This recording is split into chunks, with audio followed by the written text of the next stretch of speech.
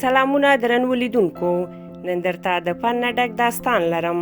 تمه ده تر پای وګورئ او زموږ چینل در سره سبسکرایب کړئ. د یو سړي یوه لور وه. یوه ورځ هغه سړي خپله لور ښه سینګار کړه او د کور نوکرې ته یې وویل چې هغه ښار ته بوځي او په ټول ښار کې یې وګرځوي. هغې نوکرې د هغې سړي سینګار شوي لور له ځانه سره کړه او له کور څخه د ښار په لور روان شول او په ټول ښار کې یې وګرځوله. کله چې واپس خپل کور ته راستانه شول نو پلار یې د نوکرې نه وپوښتل چې د ټولې ورځې د ګرځېدو قصه ورته بیان کړي.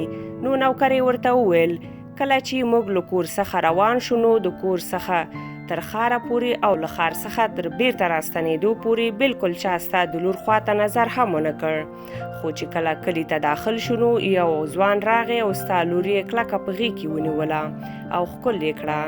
نو د نجلۍ پلار لاس په زنه کېناسته او ویې ویل ما په خپل ژوند کې نامحرمه ښځې یا نجلۍ ته نه دي کتلي، خو یوه ورځ مې همدغسې یو نجلۍ سره کړې وه لکه هغه ځوان چې زما د لور سره وکړ.